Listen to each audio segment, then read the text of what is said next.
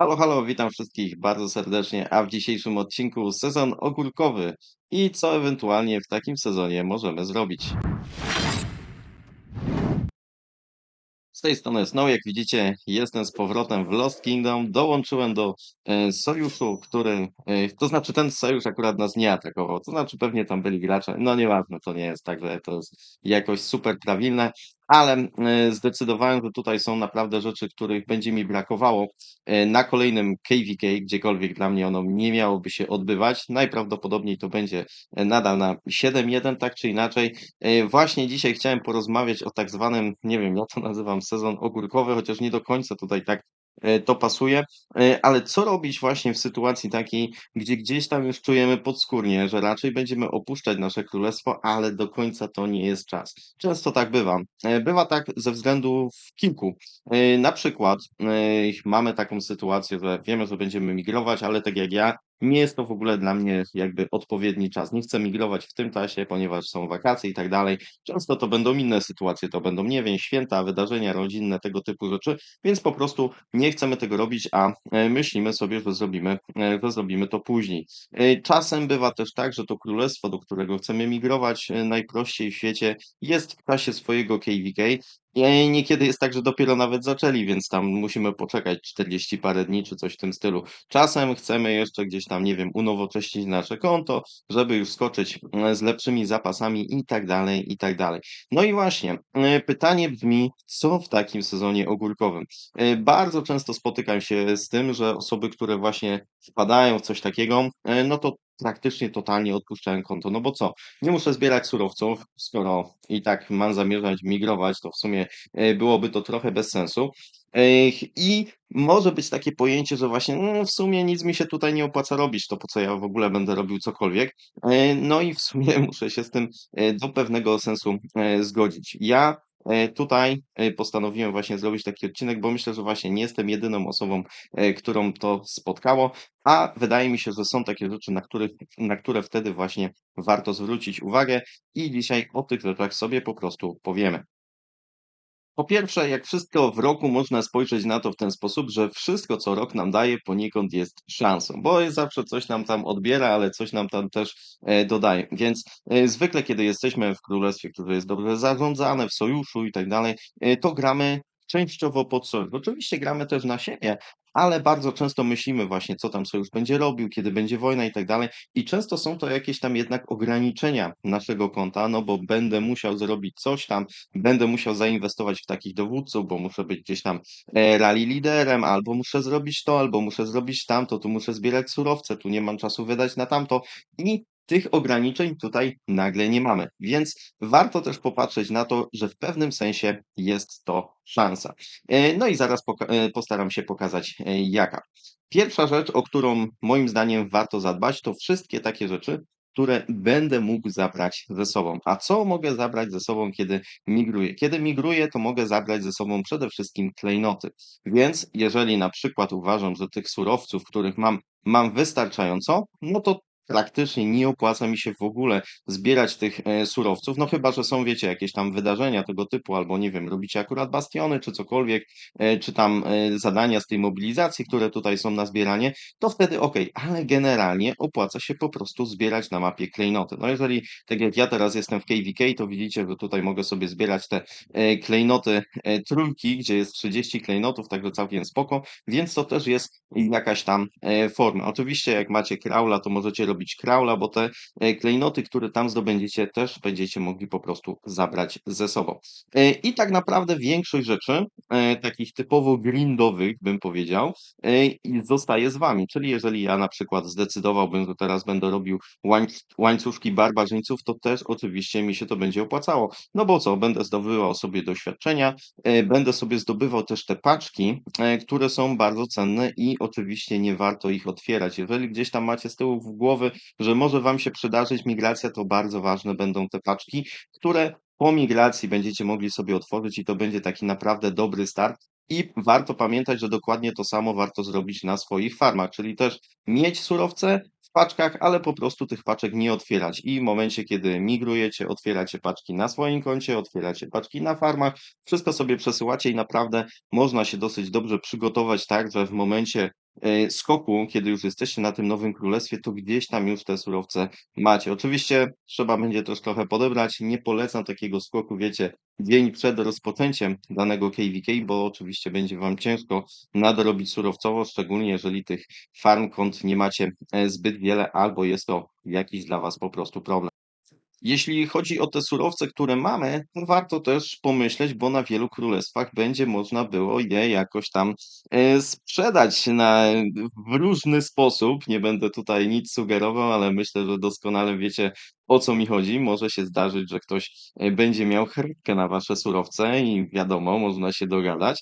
Ale w taki powiedzmy zwykleisty sposób, na przykład wyobraźmy sobie, zobaczcie, tutaj ktoś ma pusty sklep, mają w tym sojuszu, można się też dogadać, że na przykład dadzą wam punkty VIP-a. Jeżeli macie dużo tych punktów i nie wydaliście wszystkiego na paszporty tych srebrnych monet, to wtedy można się umówić, że właśnie dzięki temu dostaniecie tutaj VIP-y, których zwykle tutaj nie ma, albo dostaniecie, nie wiem, paszporty właśnie, jeśli wam są potrzebne.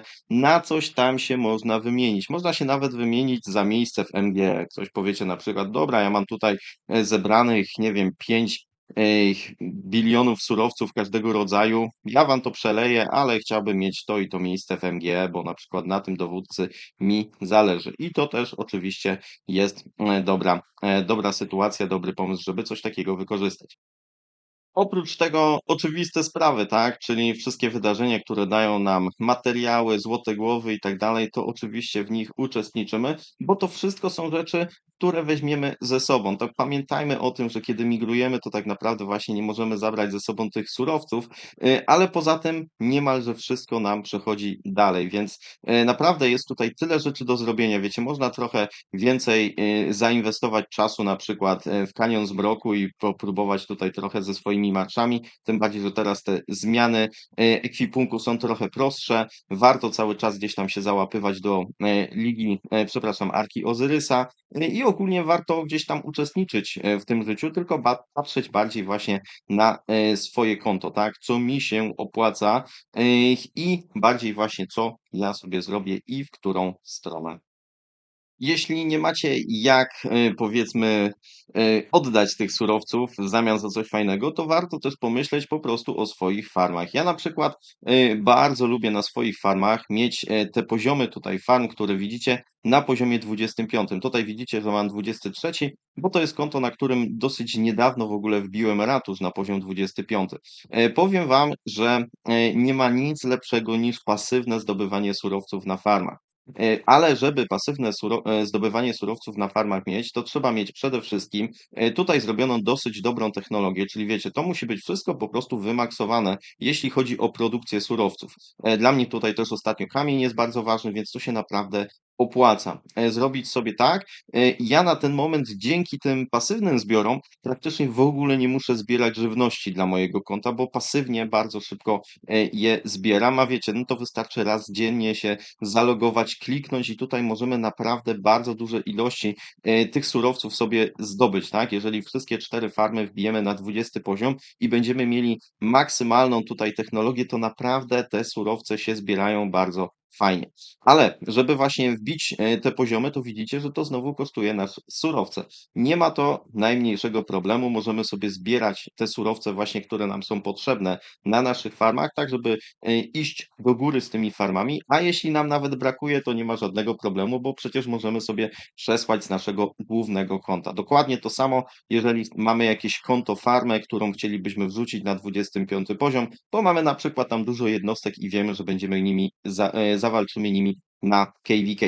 Teraz ogólnie jest wielka tutaj jest kwestia tego, czy właśnie niektóre konta będziemy mogli wrócić, ponieważ 25 poziom i jakoś się tam liczy do matchmakingu w KVK, ale wydaje mi się, że jednak siła cały czas będzie przede wszystkim ważna, szczególnie, że te domeny podejrzewam, że też będą unowocześniane i gdzieś tam ta walka farmami wydaje mi się, że po prostu zostanie, tylko tutaj będzie kwestia tego, żeby te farmy po prostu nie miały zbyt dużo siły. Ja wam pokażę, jak wyglądają moje konta farmy. Widzicie, Crystal Snow to jest konto, które jak najbardziej może zawalczyć w KVK. To jest też konto, które zobaczcie, nie ma zbyt wielkiej siły, 16 milionów, a za chwilę wam pokażę, jak wygląda właśnie tutaj zbieranie pasywne na tym moim koncie, gdzie już wszystko mam wymaksowane. No i zobaczcie, jak to wygląda. Mam teraz 5,6 drewna i teraz sobie pozbieram i zobaczcie, jak ruszyło do przodu, tak? To samo będzie za chwilę z żywnością, z kamieniem. No, z kamieniem i złotem to nie idzie aż tak mocno do przodu, dlatego te kopalnie, jak ja robię, to zwykle robię na początku właśnie żywność i drewno, bo te naprawdę robią różnicę, ale ewentualnie kamień też oczywiście się mi opłaca, więc ja tutaj kamień mam na najwyższym poziomie. Jeżeli sobie klikniemy tutaj, to zobaczcie, limit to jest 303, tak, to znaczy to jest 208 plus 303, czyli to jest 500 000 danego surowca na jednej takiej farmie, a przecież mamy 4, więc w sumie daje nam to 2 miliony.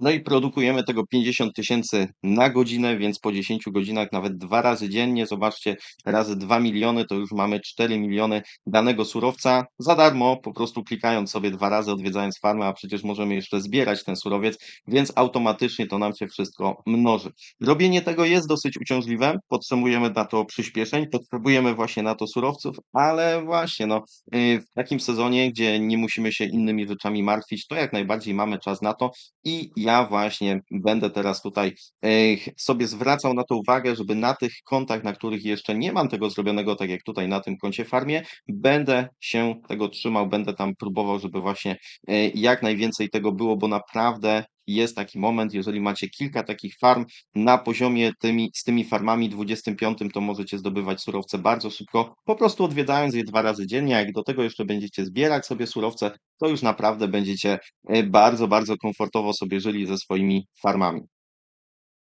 No i jest jeszcze ostatnia rzecz, o której nie sposób tutaj nie wspomnieć, czyli Go Rogue, czy inaczej można powiedzieć, rozwalamy królestwo od środka, atakujemy wszystko, co się da, robimy jakieś akcje na właśnie, nie wiem, kradniemy ten MGE, tak, żeby zdobyć najwyższe miejsce i tak dalej, i tak dalej. To ogólnie nie polecam. Szczególnie jeżeli wiecie, te MGE tak naprawdę Was nie interesuje, bo jeśli by Was interesowało, jeśli to jest dowódca, w którego naprawdę zamierzacie inwestować, to jeszcze to jestem w stanie zrozumieć. A na przykład jak my tutaj mamy teraz Tarika, tak, no to wiecie, co mi z tego, że ja bym zdobył te 180 głów tam Tarika czy Gorgo, skoro ja i tak nie będę nigdy inwestował w tych dowódców, tak? Co mi to da? Nawet gdyby mi ktoś dał 500 tych złotych rzeźb, to ja bym nie zainwestował następnych 190, żeby tych dowódców wymaksować. Więc z kuli tego uważam, że bardzo często to tam tak naprawdę nie jest nam w ogóle potrzebne. Ale jeśli jest potrzebne, to jeszcze gdzieś tam jestem w stanie to zrozumieć. To, co mnie ogólnie wkurza w tym, to często wygląda to tak, że wiecie, że jesteśmy zdenerwowani na jedną osobę, a atakujemy drugą. I to chyba jest najgorsze, tak? Że w ogóle takie jestem z wami w królestwie, wszystko spoko, spoko, a później jak migruję, to nagle zacznę wam, nie wiem, zerować farmy i tak dalej, ha, ha, ha, ale spoko. Albo nie wiem, ktoś przez to sobie nabija właśnie kill points, że o, dobra, teraz mam mocne statystyki. Szczerze, dla mnie sztuczne w ogóle nabijanie statystyk jest bez sensu. Bo jak sztucznie nabijacie statystyki, to w końcu jak migrujecie na królestwo, to wyjdzie, jakimi jesteście graczami naprawdę. No i jeżeli nabiliście kill pointsy tylko i wyłącznie atakując farmy i tak dalej, to raz to, że będzie widać tam, że to są te czwórki, ale nawet gdyby tego tak nie było widać, no to będzie to widać w dłuższym czasie, jak będziecie już na swoim królestwie, że to po prostu, można by powiedzieć, nie działa. Więc tutaj nie polecam. Z drugiej strony bardzo często jest tak, że wiecie, jestem wkurzony na jedną osobę, a atakuję Bogu ducha winną, kogoś, kto jest w ogóle spoko, nic mi nie zawinił, nic nawet nie wiedział o tym, że nawet ktoś mnie tam zdradził, wykorzystał i tak dalej. I ktoś często w ogóle nie ma zielonego pojęcia, że to się stało. To jest jakiś gracz totalnie, wiecie, oddzielony od tej gry i jego akurat wyzerujemy, no bo ja jestem zły i teraz, bo mogę, to go wyzeruję i wam pokażę, ha, ha, ha, jakoś tam, nie wiem, zniszczę wam królestwo, cokolwiek. Moim zdaniem to jest po prostu słabe. Przy okazji oczywiście tracimy swoje jednostki, co też jest bez sensu. Nawet jak weźmiemy surowce z tej tam farmy czy gdziekolwiek, to i tak już ich nie możemy wykorzystać, więc to też jest bez sensu. Dla mnie to jest po prostu słabe. Należy też pamiętać o tym, że często gdzieś tam ta fama za wami zostanie, tak? Jeżeli właśnie będziecie kraść te MGE, bardzo często może tam, gdzie migrujecie, ktoś wam już podeśle informację, nie? Wiecie, ten gościu, co do was przeszedł teraz, to u nas zrobił dziadostwa, atakował farmy, nie wiem, wziął MGE i na wielu królestwach, oczywiście nie na wszystkich, tak, ale na niektórych królestwach taki agent po migrowaniu zostanie momentalnie wyzerowany.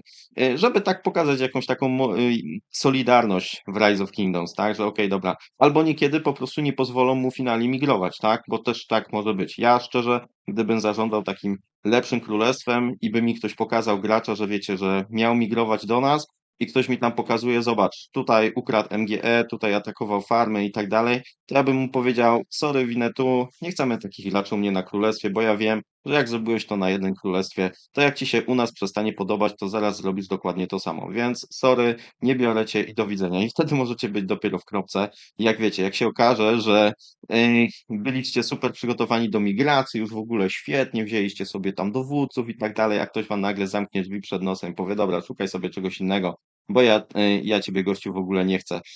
Więc tutaj też warto na takie rzeczy uważać. Nie warto sobie, wiecie, psuć reputacji.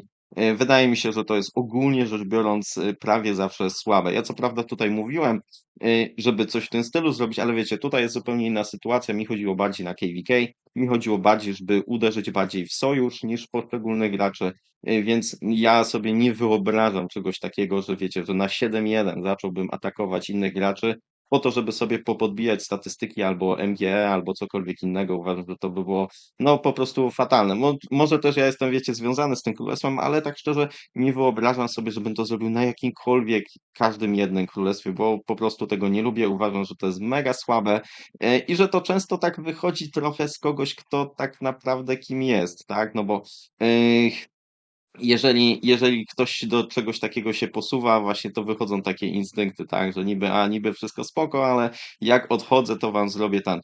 Ja bardzo lubię osoby, które mimo, że na przykład gdzieś tam wiem, że są skłócone z leadershipem i tak dalej, ale są w stanie z klasą po prostu odejść z tego królestwa, napisać okej, wszystkiego najlepszego, do zobaczenia, i wiecie, i się fajnie pożegnać i wtedy to jest naprawdę spoko i dużo większy mam szacunek do takich graczy, niż do wiecie, takich, co jakąś tam zrobią rozróbę, albo jednego tam gościa nie lubiłem, to tam farmy mu wyzerowałem, ale mi to straszne to jest często, więc naprawdę tego nie polecam. Warto się 10 razy zastanowić, czy tak naprawdę warto, może nie wiem, trochę sobie to lepiej przemyśleć i nie robić dziadostwa, tak? Warto mieć dobre relacje, nigdy nie wiadomo, z kim będziemy na następnym KVK, żeby się tak nie zdarzyło, że później traficie tych, co wiecie, tam zaczęliście atakować ich farmy, potem będziecie z nimi w obozie, w kampie i nagle oni zaczną atakować was, nie? No bo wy tam robiliście rozróbę i wtedy już dopiero następne KVK macie przerąbane, a wydaje mi się, że po prostu nie warto.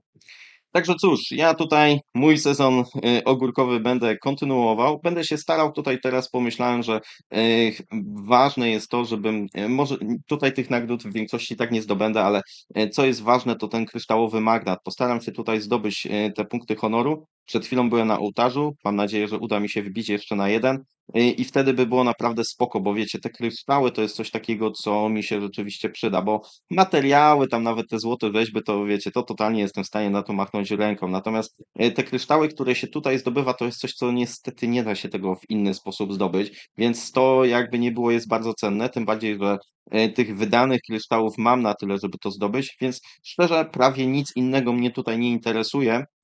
Oprócz tego wątpię, żebym na przykład tutaj zdobył tą monetę. Też to dla mnie nie jest aż takie ważne.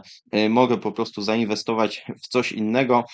Także na razie tutaj naprawdę na spokojnie, nie będę się tym jakoś bardzo przejmował. Gdzieś tam przebieduję to KVK i najprawdopodobniej gdzieś tam w trakcie kolejnego naszego KVK będę się już naprawdę bardzo mocno zastanawiał nad tą migracją, gdzie, to przepraszam, to nie jest moje królestwo przecież, ani mój sojusz, co ja wam tu pokazuję.